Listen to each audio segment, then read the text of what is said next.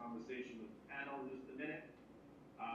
We've proposed, and I'm pleased to share that in the very near future, in the next 45 days, there will be an announcement for essentially a national network of, if you will, beta blocks, that is to say experimental gigabit fiber to the home initiatives, to ride over the research and education networks that we have in the country.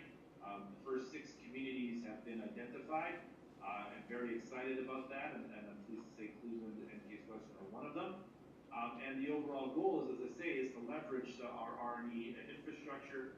That initiative, which is no longer called I Get It, but rather Ignite, is going to hopefully connect as many as 40 universities in 40 cities with as many as perhaps 40 or more beta blocks that really kick off and reposition America for being both competitive when it comes to broadband, but also for accelerating the next generation of researchers and not least attending to the priorities of the communities around us. And with that,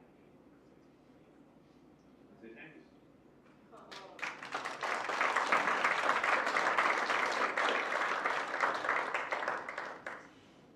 sorry. Is Lev staying with us? Yes, Lev stays with us. Disappeared for a second. No, he's there. Okay, thanks, Lev. Can you still hear us? I can, and I'm just closing down my presentation so that I can join you. There I am. Full screen. Great. So I'd like to bring up Alicia Orsko. We have to take those we have reaction. I saw Darren Rugg, okay, and okay. Alicia is the project coordinator for the broadband awareness and adoption at the.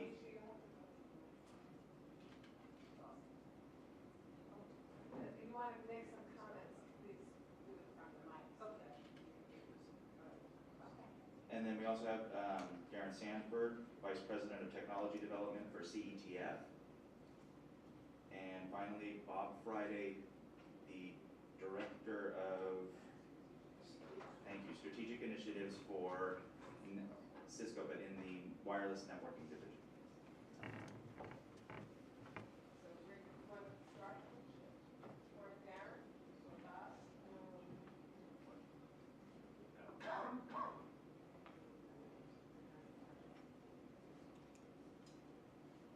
I think this is a great example of what can be done to make lifestyle changes and to improve education and medical services. And I have a lot of questions that I'd like to ask later on. Specifically, it's been up for a while, and how much usage do you see on these circuits going into the 104 households? Yeah, it's interesting. We actually have a EECS project really actually monitoring just that question. We established a baseline activity when we went live in May. I'll offer you 2 insights which will be related to each other.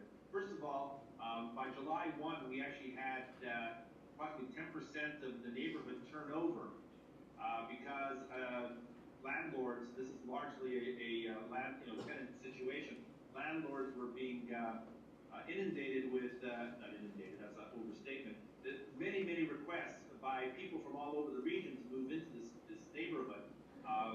10 new residents moved in, 4 of whom actually started up new efforts, new ventures, software collective they call themselves, and are literally leveraging the bandwidth. We've so far, again, in very relative terms, seen a 10-fold increase from our pre-test to our current state, and we have just begun to roll out some of the health and wellness activities that I shared with you this morning.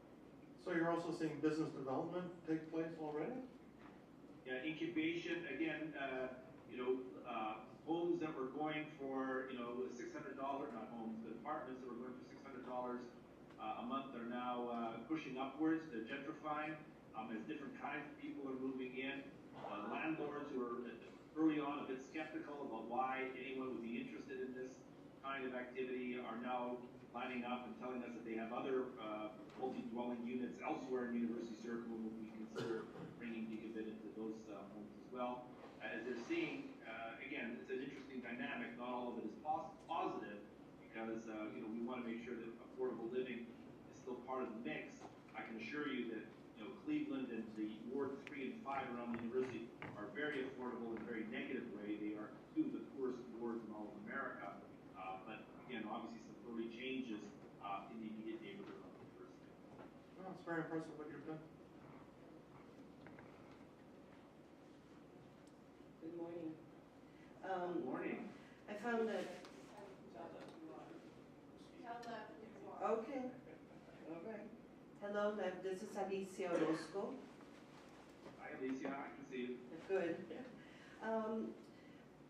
I was impressed, and of course, I would love to live in something like that myself, as all of us here would. A couple of concerns from my experience are working the low income and Latino communities. I don't know what your makeup of people are, but I have two concerns right off the bat. For instance, technology knowledge. Did you have to go and do a lot of training and and then the other would be the cost to the working the low income people if rents begin to go up, if and I know you mentioned that's a concern for you. Will gentrification happen? Neighborhoods will begin to, and then people push, that's usually gentrification. That's and the other question I have was security. As far as there is so much information being shared for people, how you're working with that. Usually comes up as a concern with people. Let's deal with those three for right now. Okay, so Lisa, let me work in reverse there, just sort of share with you that all of the effort in the case connection zone is an opt-in environment, which is to say you don't want to participate in any of our projects, that's okay. That hasn't actually been our experience. People are quite anxious to play with new technologies, even not only our students, 35% or so of the residents who are our own students, but also residents who've been there for 40 years, as well as obviously some of these newer residents who are moving in by choice. So it's an opt-in scenario, certainly as it relates to security, the video surveillance, neighborhood watch activities. It is sensitive, to be sure. I'm not discounting that at all. I want to come back to the issue of training, though, because I know that that's something that that your community is working on. And I have to say that we have worked extensively in this area. We were also fortunate to be recipients of BTOP funding. And I'll just briefly share with you what we've done with these residents, as well as many, many others in the area around the university who now have devices and basic skills. We have a program through the Cleveland Housing Authority, the Cleveland Metropolitan Housing Authority. They have a program called the Cleveland Housing Network, in which, again, many of the people who are managing that program are actually our former students, actually. We received $9.7 million to try to engage in training around our region with a target number of some 4,000 residents, as well as devices, as well as connectivity for those who complete the program. And I'm pleased to say that we've actually already completed almost all of the training, and here we are really only one half of 1 year into the program.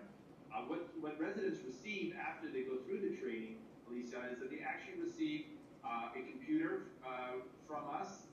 They receive broadband connectivity for 2 years if they complete the program and they're not living in the case connection zone. In the case connection zone, there's actually no cost because it's a research project at the university. It won't have an indefinite life. At some point, we'll move from pre-commercial into commercial activity. There is work underway in that I probably won't say a lot about this year, but maybe next year if I get an invite by Arlene to come back and share with Arlene and Chip and all of you, I'm happy to give you an update on work that is trying to now move from at least designing some of this pre-commercial activity into perhaps some commercial efforts. So we have been very mindful of the real issues of not only providing education in our immediate neighborhood, right around the university. It's a senior citizens, community-centered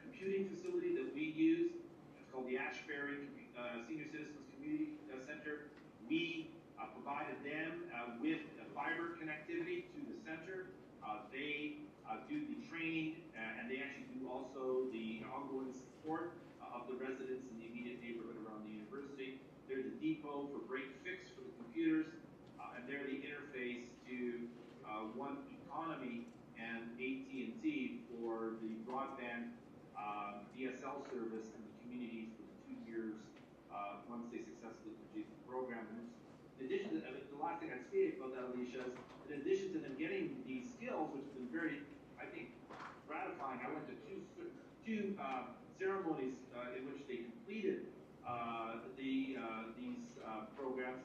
I should simply describe the population as essentially a three-way mix between African American, Latino community, and Asian community from various parts, Vietnam and so forth. That's kind of our mix of neighbors around us. There are also very exciting stories of employment opportunities at the Cleveland Clinic. The Cleveland Clinic now is a pipeline consumer of individuals coming through who now have those certifications.